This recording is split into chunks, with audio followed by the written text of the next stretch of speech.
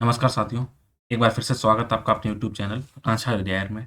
इस बेहद ही खास सेशन में हम उन टॉपिक्स के बारे में बात करते हैं, जो प्रमुख रूप से वर्तमान समय में चर्चा में बने हुए हैं और कहीं न कहीं आपके जो जितने भी एग्ज़ाम हैं, उनके पॉइंट ऑफ व्यू से इम्पोर्टेंट है। हो सकता है आपके कुछ वहाँ पे चीज़ें पूछी जाएँ, उनके सहयोग लोगों के बारे में बात पूछा जाए, स्थान के बारे में पूछा जाए, दिनांक के बारे में पूछा जाए, तो इसी तरह के टॉपिक कवर हो सकें, ऐसी हमारी उम्मीद है। तो आज के सेशन में जिसमें बात करने वाले हैं, उसमें जो पहला बात वो हम करेंगे शंघाई सहयोग संगठन के बारे में। आखिर देखते हैं इसमें क्या हुआ है और क्यों चर्चा में बना हुआ है।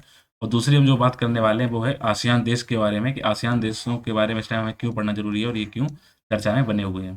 तो आइए शुरू करते हैं। शुरू करने से पहले यदि आप चैनल पे नए हैं तो इसको सब्सक्राइब कर लीजिएगा, जिससे कि मेरे द्वारा अपलोड किए जितने वीडियो हैं उनके नोटिफ़िकेशन आप तक पहुँचे और आप क्या करें अप टू डेट रहें। इसके लिए ना केवल आप सब्सक्राइब करें बल्कि क्या करें बेल आइकन को भी प्रेस कर लीजिएगा और साथ ही साथ इसे अपने दोस्तों के साथ, अपने रिश्तेदारों के साथ और उन सभी लोगों के साथ जो इस चीज़ को जानना चाहते हैं, जानकारी प्राप्त करना चाहते हैं और ना और सामान्य हमारे आस-पास क्या घटनाएँ घटित हो रही हैं, कैसे एक-दूसरे से लिंक है, उनके बारे में जानना चाहें, तो वह उसको आसानी से जान सकें। तो आइए शुरू करते हैं आज के टॉपिक को। तो सबसे पहले टॉपिक को शुरू करने से पहले मैं आपको बता दूँ, सब आपको आज जो मैं पढ़ाने वाला हूँ, तो बेसिकली उसमें क्या है, पूरा वर्ल्ड मैप को आपको पता लोकेशन पता होनी चाहिए। जैसे ये उत्तरी अमेरिका है, दक्षिणी अमेरिका है, ये आपका यूरोप है, अफ्रीका है, एशिया है, ऑस्ट्रेलिया है, तो इसमें बेसिकली क्या है, आप देखिएगा यहाँ पे उज़्बेकिस्तान है, किर्गिस्तान है, तजाकिस्तान है, अफ़गानिस्तान है, कज़ाकिस्तान है, ठीक है? तो यहाँ पे क्या हुआ अभी उज़्बेकिस्तान जिसकी राजधानी क्या है समरकंद, यहाँ पर शंघाई सहयोग संगठन का आयोजन किया गया। वो किस नंबर पे थे? 22वें नंबर थे, उनके बारे में बात करेंगे। साथ ही साथ इसमें बेसिकली आप क्या कीजिएगा, यहाँ पे जैसे तुर्की है, बुल्गारिया है, रोमानिया है, माल्टोवा है, यूक्रेन है, बेलारूस है, इस्टोनिया, फ़िनलैंड है, जॉर्जिया है, इनके बारे में ध्यान रखिएगा। ये आपके नाम आएँगे अभी देशों के, तो आप इनको क्या है लोकेशन को आप जान सकें। तो आइए देखते हैं क्या है नेक्स्ट इसमें क्या देखने वाले हैं।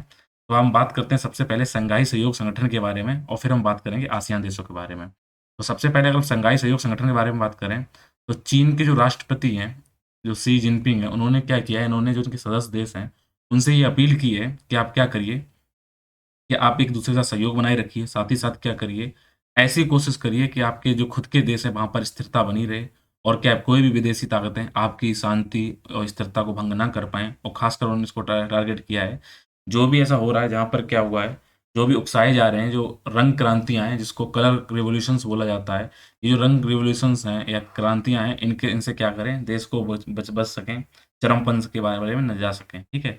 तो अगर हम देखें कि कलर क्रांतियाँ हैं क्या? बेसिकली ये क्या हैं कि ऐसे प्रोटेस्ट को ऐसे वहाँ पे विरोध को ये ज़ाहिर करती हैं, जो क्या करते हैं, तो बेसिकली इनकी कोशिश होती है कि जो क्रांतिकारी यहाँ पे करते क्या हैं, जो यहाँ के जो और जो यहाँ पे किया क्या था कि जो अनपॉपुलर जो वहाँ पे शासन था कहाँ पर सोवियत संघ में, उनको क्या उखाड़ के फेंक दिया था, इस कलर क्रांति के द्वारा। तो आपको बता दें कलर क्रांति के बारे में बेसिकली हमें क्या-क्या पता होना चाहिए। सबसे पहले इसको जॉर्जिया में मैंने अभी बताया था, जॉर्जिया में शुरू किया गया था 2003 में। इसको रोज़ रिवॉल्यूशन यानी कि जो रोज़ क्रांति के नाम से इसको जाना गया था। फिर यहाँ पे देश आया जिसका नाम था यूक्रेन। यूक्रेन में 2004 में ऑरेंज रिवॉल्यूशन स्टार्ट हुआ। उसके अलावा फिर हम बात करेंगे यहाँ पर किर्गिस्तान के बारे में। किर्गिस्तान में ट्यूलिप रिवॉल्यूशन हुआ 2005 में और फिर 2010 और 10-11 के बीच में जैस्मिन रिवॉल्यूशन हुआ और इसके बाद में क्या हुआ अरब स्प्रिंग, अरब क्रांति की भी यहाँ पे बात हुई। तो अगर हम बात करते हैं जॉर्जिया के बारे में, तो जॉर्जिया में क्या हुआ था कि यहाँ पे रोज़ रिवॉल्यूशन हुआ था। यहाँ पे अहिंसात्मक तरीके से बिना किसी भी यहाँ पर कोई भी गोला-बारूद किए क्या हुआ था कि जो यहाँ पे सत्ता थी उसको क्या किया गया, इसको चेंज कर दिया गया नवंबर 2003 में और इस तरीके से एक कलर क्रांति की, रंग क्रांति की यहाँ से क्या शुरुआत मानी गई। फिर 2004 में यूक्रेन में ऑरेंज क्रांति आई, 2005 में किर्गिस्तान में ट्यूलिप रिवॉल्यूशन हुआ था।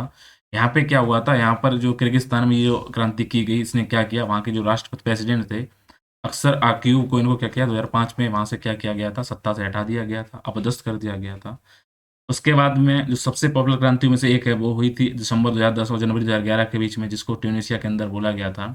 इसको जैस्मिन क्रांति हुई और इसने क्या किया, फिर अरब स्प्रिंग को स्टार्ट किया और इन क्रांतियों में अगर आप कॉमन चीज़ देखें, तो उन सभी में कॉमन क्या है? कॉमन ये है कि इन्होंने क्या किया, वहाँ पे सत्तारूढ़ दल को क्या-क्या उखाड़ फेंका, देश में अशांति से अस्थिरता ला दी। जो भी हुआ वो लोग वहाँ संतुष्ट नहीं थे, तो ऐसा ही शी जिनपिंग ने यहाँ पे एक वादा ये कोशिश की है कि आप क्या करें, ऐसी क्रांतियों से बच के रहें। तो ध्यान रखिएगा, शंघाई कॉर्पोरेशन जो ऑर्गेनाइजेशन है, वो बेसिकली क्या है, चाइना के अध्यक्षता में बनाया गया सहयोग संगठन है। इस बार की इसकी मीटिंग कौन-सी थी? 22वीं थी। आपका होमवर्क क्या है? होमवर्क ये है कि आप कोशिश करिए और नाम ढूँढ के लाइए कि शंघाई कॉर्पोरेशन ऑर्गेनाइजेशन के इस टाइम पर मेंबर सदस्य कौन से हैं, ठीक है? दूसरी बात करते हैं आसियान इंडिया के बारे में, तो आसियान की अगर हम बात करें तो आसियान अगर वर्ल्ड मैप देखेंगे, उसके अलावा अगर आसियान देश देखें, आसियान के अंदर कौन-कौन से देश हैं, तो आप यहाँ पे देखिएगा जो हमारा दक्षिण-पूर्वी एशियाई देशों का समूह है जिसमें कौन-कौन से हैं, म्यांमार है, लाओस है, थाईलैंड है, कंबोडिया है, वियतनाम है, फिलीपींस है, मलेशिया है, ब्रुनई है, सिंगापुर है, इंडोनेशिया है। तो बेसिकली कितने यहाँ पर 1, 2, 3, 4, 5, 6, 7, 8, 9, 10 जो कंट्रीज़ हैं, जो साउथ ईस्ट एशिया वाली, ये क्या है, आसियान के इसमें मेंबर हैं। तो आसियान का हमारे साथ क्यों इस टाइम पे चर्चा में बना हुआ है, की अगर हम बात करें, तो हमने अभी हुआ क्या है, आसियान और जो इंडिया का पैनल है, इन दोनों ने मिलकर क्या किया है, अपने जो फ्री व्यापार का जो पैक्ट समझौता किया था, उसको फिर से रिव्यू करने की बात कही जा रही है और कोशिश की जा रही है कि वो अधिक जवाबदेह और इसको इंडस्ट्री का फ्रेंडली बनाया जा सके। अगर हम आसियान इंडिया के ट्रेड की बात की जाए, तो इनके लिए ASEAN India trade in goods agreement, जिसको AITIZA के नाम से जाना जाता है, इसको साइन किया गया था और ये जो कार्य रूप था, इसका 2010 में चालू हो गया था। 2010 में हमने इसको ट्रीटी को साइन कर लिया था और इस समझौते के तहत हुआ क्या था, जितने भी आसियान देशों के सदस्य देश हैं, उन्होंने क्या किया था, इन्होंने भारत के साथ एक इस बात को एग्री करने पे सहमत हुए थे कि वो अपने मार्केट भारत के लिए खोल देंगे और बहुत ही प्रगतिशील तरीके से क्या करेंगे, जो जो ड्यूटी लगाते हैं सामानों पर, यानी जो कर लगाएँगे अगर किसी दूसरे देश में ले जाएँगे, उसके लिए इन्होंने 76.4% कवरेज को क्या किया था, जो गुड्स थे उनको कम करने की बात कही थी। इस चीज़ को फिर से रिव्यू करने की कोशिश की जा रही है। अगर हम प्रेज़ेंट टाइम बात करें, तो हमारा और आसियान देशों के साथ अगर हम व्यापार की अगर टोटल बात की जाए, तो हमारा जो व्यापार है, वो यहाँ आसियान देशों के साथ लगभग 100 अरब अमेरिकी डॉलर के बराबर हमारा क्या है, व्यापार यहाँ पे पहुँच चुका है। तो इसलिए आसियान हमारे लिए इम्पोर्टेंट है, हमारे व्यापारिक हितों के लिए। तो ध्यान रखिएगा आसियान के कौन से देश हैं और आसियान का हमारे साथ क्या एग्रीमेंट है, इन चीज़ों को ध्यान रखिएगा। तो आसियान और शंघाई सहयोग संगठन 2 चीज़ें बात की है। कहीं न कहीं इनसे संबंधित क्वेश्चन आपके एग्ज़ाम में आएँगे, तो आप कोशिश करिए इनको तैयार करें। इसी तरह के और भी टॉपिक को आगे जानने के लिए आप जुड़े रहिए मेरे यूट्यूब चैनल आकांक्षा दयाल के साथ। मिलेंगे एक नए सेशन में नए टॉपिक के साथ, तब तक के लिए थैंक यू। अपना ख्याल रखिए और अपनी पढ़ाई को करते रहिए। धन्यवाद।